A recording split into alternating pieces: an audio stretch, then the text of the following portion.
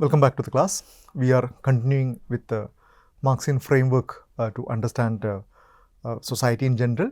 And as I was mentioning in the previous class, a comprehensive understanding of Marxian framework in general is very much required to understand how his ideas were used to study different societies. So when you look into the larger question of how in society was studied by different perspectives, like ideological or empirical or Marxian perspective, the larger theoretical framework is very much needed. Why that? Certain scholars found Marxian framework suitable to study in a society, while several others found that is unsuitable. Okay? So in order to capture this particular or in order to understand these questions, it's vital that we have a kind of larger understanding about what is Marxian theory. So in the previous class, we looked at the larger philosophical treatise of Marx about the nature of society, and we found that he, of course, like any other social scientist, he was a product of his time. When he began thinking about this thing, it was Hegel who was the most influential scholar, who propounded a theory of dialectical idealism. And we found that Marx was unhappy with the emphasis on ideals, and he was a staunch critic of idealism, and instead he adopted a Hegelian idea of dialectics and then used that particular idea to make sense of society by emphasizing the material dimension. Okay, so we had that elaborate discussion in the previous class. So we talked about how he understands human labor as the central component of a human society, and how he understood this mode of production as the base, and above which a superstructure is built with all other your legal and then aesthetic, literary, judicial, political systems. So we also found that his argument about each of these epochs, really reflects a kind of a social relations of production, and how the specific mode of production that he talks about, how it produces different kind of social structure. So that is his overall theory about the social structure. And today's class, we are trying to understand how he proposes the social change. Okay, as we discussed, he has a theory of history. He also has a speculative history. Okay, he also prescribe what is a kind of a overall course of human society, as if human society is destined to take a particular shape. So this is what we look into that. Just as an economic conception of society, he advanced an economic interpretation of history. For Marx, the history of humanity is not a story of great men or great ideas or spectacular political events or the unfolding of human consciousness. Instead, he declared the true focus and the theatre of all history is economic life. Okay, it's a very, very fascinating argument, because the way we have studied history conventionally, isn't it? It's always through the study of great people, the empires, the kings who ruled over from one particular time to the time.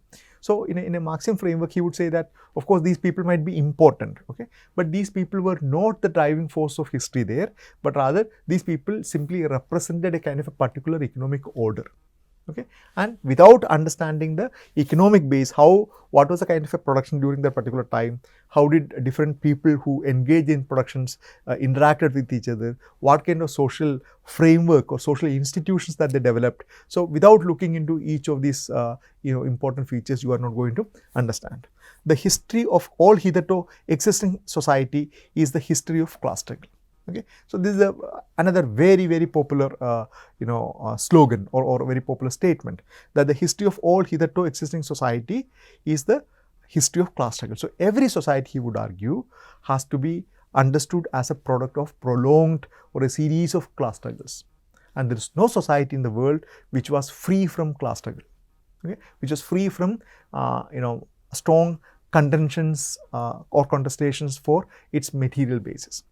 So freeman and slave, patrician and plebeian, lord and serf, guildmaster and journeyman, in a word, oppressor and oppressed, stood in constant opposition to one another, carried on the uninterrupted, now hidden, now open fight that each time ended either in the revolutionary reconstitution of society at large or in common ruin of the contending classes. So it's a very pessimistic, dark picture about human race, about human society, but he would argue that every society irrespective of the regional, linguistic or cultural differences, really talk about a society where people were at war with each other.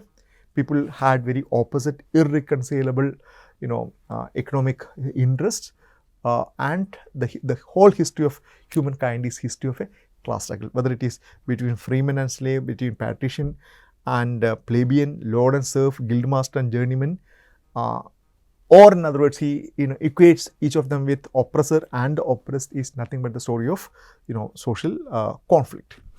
And so this is where it's written in Communist Manifesto. First, there is, according to Marx, a strong historical tendency driven by the requirement of human survival along with advances in science and technology for the forces of production to develop to increase in power over time. So, social change, he argues, is explaining that. A strong historical tendency driven by the requirement of human survival along with advances in science and technology for the force of production to develop to increase its power over time. So, the transition from a feudal society or even a primitive communism characterized by, say, a tribal life based on subsistence and hunting and gathering, from there you move into a feudal society, and from there you move to a slave society, and from a slave society you move into feudal society, and from there you move into capitalist society. All these things is actually necessitated for better control over the nature, okay, so that you are able to subsist well, and also encouraged by or contributed by the developments in science and technology.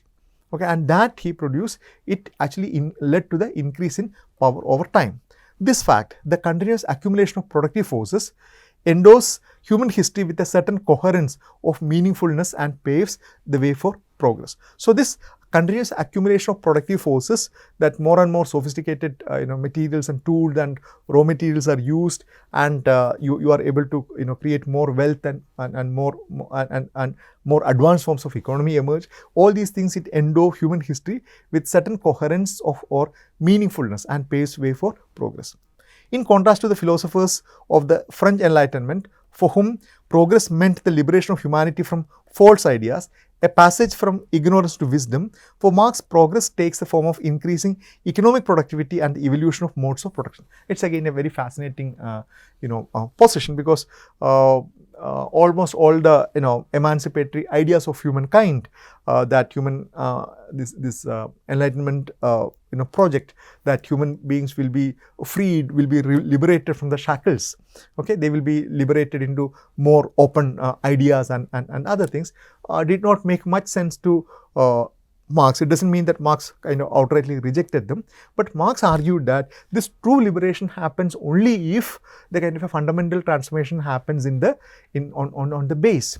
Only with the abolition of class system, okay, only the abolition of class structure, that the true emancipation will happen. So that is why Marx was almost contemptuous of the kind of argument about human emancipation in a capitalist society. He identified capitalist society as the most treacherous, most exploitative, most ruthless forms of oppression, and he believed that it is a necessary step so that the final era of communism can be welcomed. Second, as the introduction of new methods of production transforms the labor process and increase productivity, the social relations of production are likewise altered. Advances in technology causes shifts in the class structure and in the larger social framework of society. In acquiring new productive forces, men change their mode of production, and in changing their mode of production, in changing the ways of earning their life, they change all the social relations. So, he says that this transformation in technology and advancements in having better control of society, this brings in much more larger changes all across the society. Okay. The hand mill gives you society with a feudal lord, the steam mill society with the industrial capitalist. So, the similar argument that we have been talking about. Advances in the technology causes shifts in the class structure and the larger social framework of society. In acquiring new productive forces, men change their mode of production. Okay. And in changing their mode of production, in changing the way of earning their living, they change all their social relations. So, a transformation from one particular stage to the another it is so comprehensive. Okay, it leaves no aspect of human life unchanged or untouched. So it's a kind of a comprehensive change that happens when a mode of production moves from one particular kind to the another. Third, as a society's productive forces develop, Marx argues they eventually come into conflict with the existing relations of production, which fetter or inhibit the continued growth and full utilization of society's productive capacity. So he, in simple words, what his argument is, the technological aspects of production, the use of raw materials and the kind of machines that you use, the technology that you use, these material dimensions change much faster.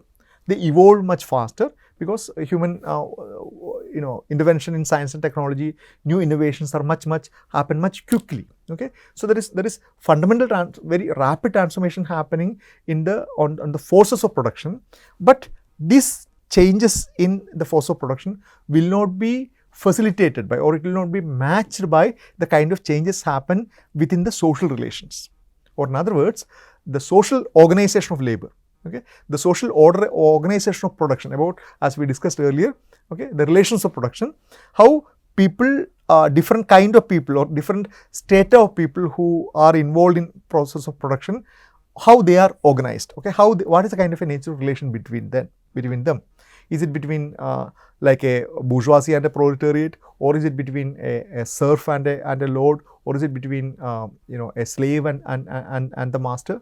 Okay, so this particular framework, this particular social relations, it is much slower to change compared to the changes that happen in the realm of technology or the means of production.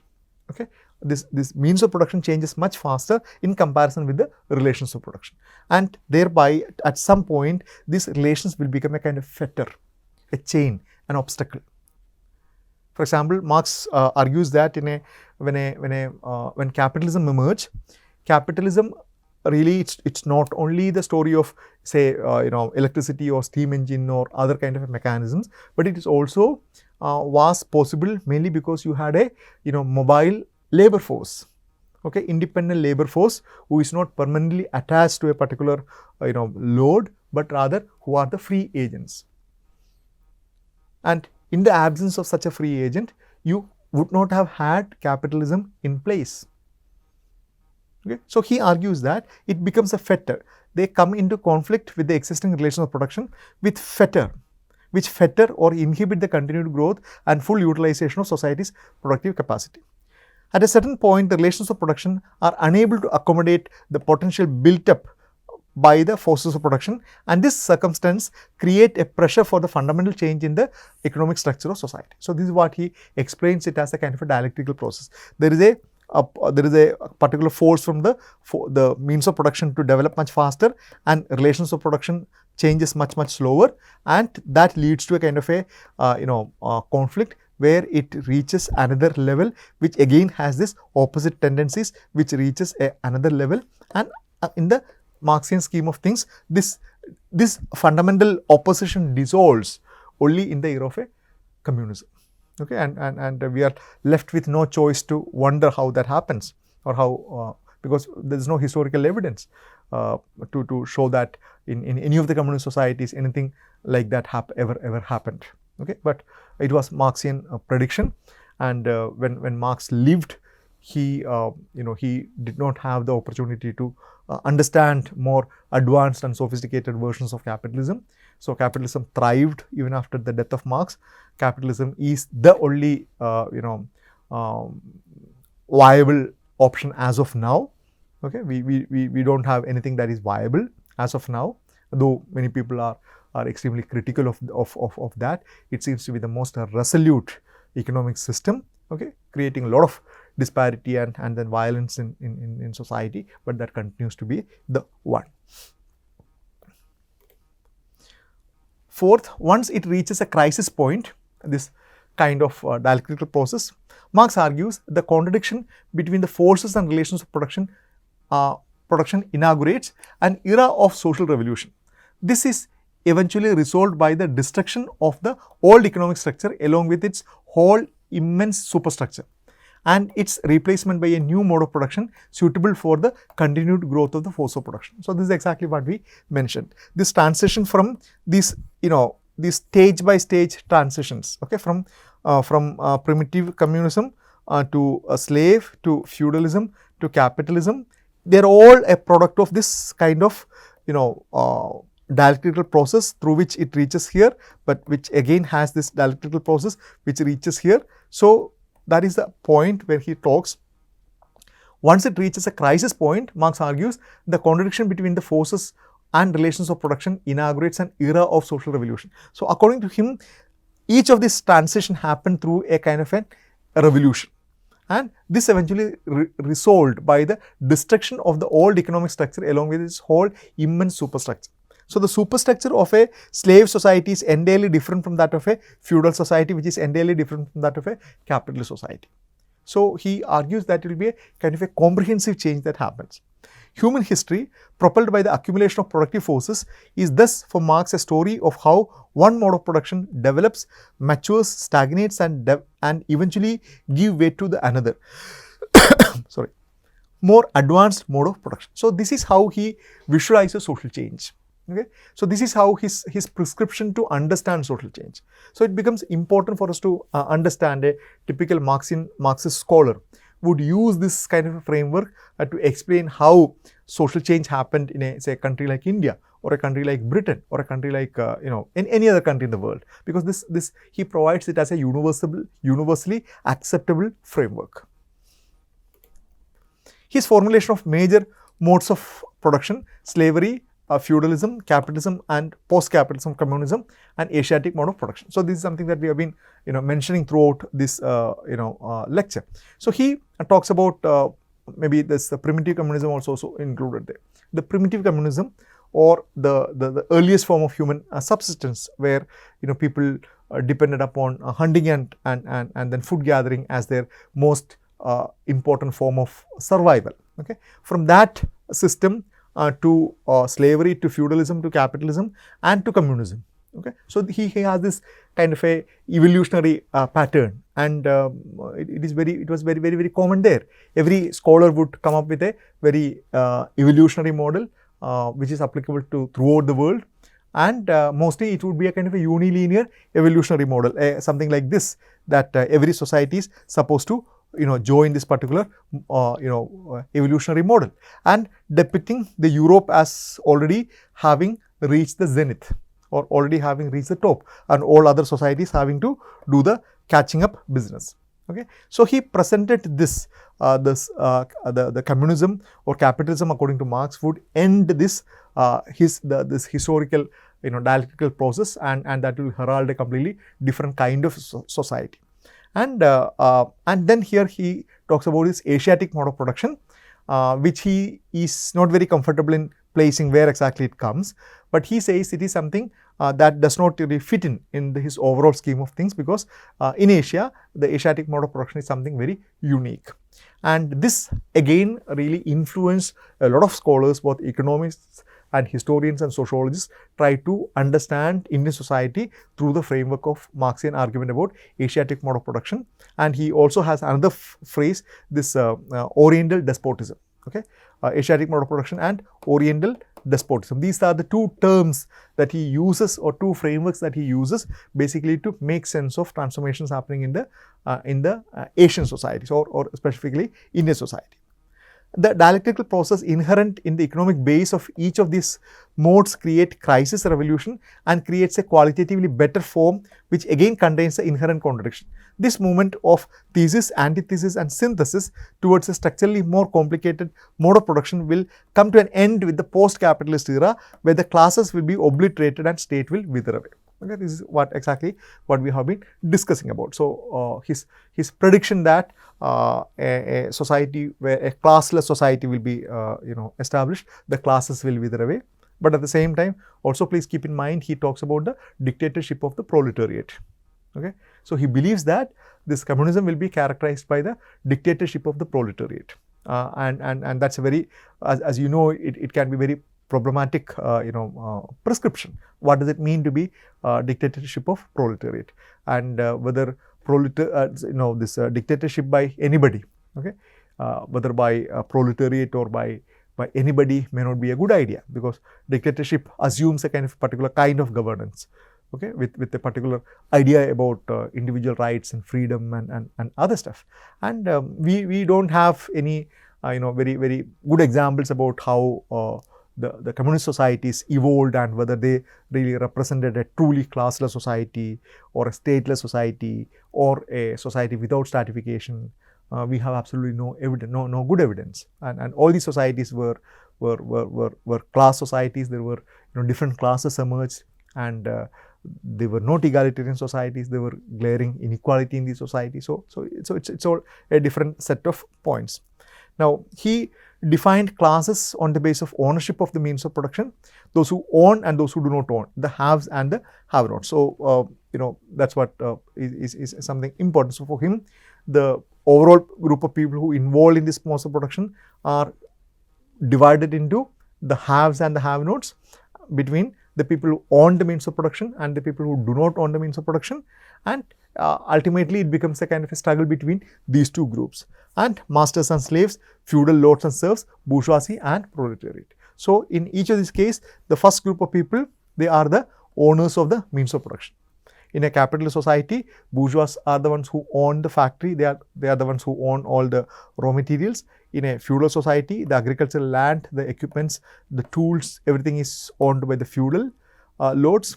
And in the in a slave society, it is the masters who own everything. The masters even own the slaves. Okay, so it's a in a sense it's a kind of very oversimplified version. There's no doubt about it. Into two halves, into haves and the have-nots. But we know that the reality is not that simple. Capitalism, provides a lot of challenges to this oversimplified notion of bourgeois and proletariat. There are petty bourgeois, and there are a lot more classes have been invented by subsequent Marxist scholars later in order to fit into these things. And you will also these similar kind of an arguments when somebody try to understand a complex society like India. Okay, we have some very interesting discussions coming up, how you look at the agrarian system in, say, of 1960s, and where do you fit in that? Is it feudal or is it capitalist? Okay, is it semi-feudal or is it pre-capitalist? How do we make sense of that? Where do the tenants come in picture?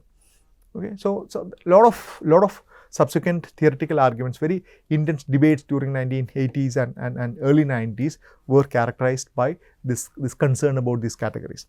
So the history of all hitherto existing history is the history of class struggle. This is a, as I mentioned, it's a very popular, extremely popular kind of a slogan, where he says that the history of every society is the history of class struggle.